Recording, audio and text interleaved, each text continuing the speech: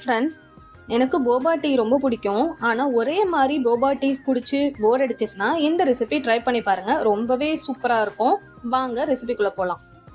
ஒரு கப்பு ஜவ்வரிசி எடுத்துக்கோங்க.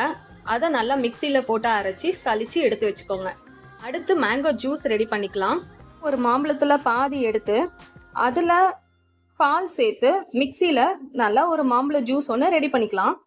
அடுத்த பாதி மாம்பழத்தில் 1 டேபிள் ஸ்பூன் சுகர் ஆட் பண்ணிட்டு அதோட நம்ம அரைச்சி வச்சிருந்த ஜவ்வரிசியும் சேர்த்து நல்லா ஒரு சப்பாத்தி மாவு பதத்துக்கு நம்ம பிசைஞ்சிக்கலாம். நல்லா பிசைஞ்சதுக்கு அப்புறம் அதை குட்டி குட்டி பால் மாதிரி உருட்டிட்டு மேலே ஜவ்வரிசி அரைச்சி வச்சிருந்தோம்ல அது கொஞ்சம் டஸ்ட் பண்ணிக்கோங்க.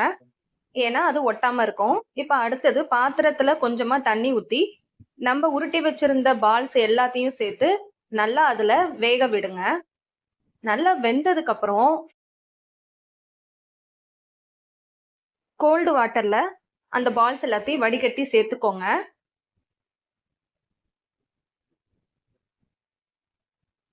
இப்போ ஒரு பாத்திரத்துல 1/2 கப்பு சர்க்கரை சேர்த்துட்டு அதுல கொஞ்சமா தண்ணி ஆட் பண்ணி ஆல்ரெடி வேக வச்சு கோல்டு வாட்டர்ல எடுத்து வச்சிருந்த பால்ஸ் எல்லாத்தையும் அந்த சுகர் சிரப்ல போட்டுட்டு நல்லா இந்த மாதிரி கொதிக்க விடுங்க. அவ்வளோதான், செம்ம டேஸ்டான மேங்கோ போபா டீ ரெடி ஆயிடுச்சு.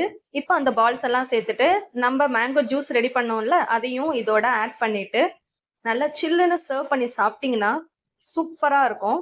ட்ரை பண்ணி பாருங்க. அப்படியே மேங்கோ லவர்ஸ்க்கு இந்த ரெசிபியை ஷேர் பண்ணுங்க. இந்த ரெசிபி பிடிச்சிருந்தா லைக் பண்ணுங்க, ஷேர் பண்ணுங்க, சப்ஸ்கிரைப் பண்ணுங்க. தேங்க்யூ.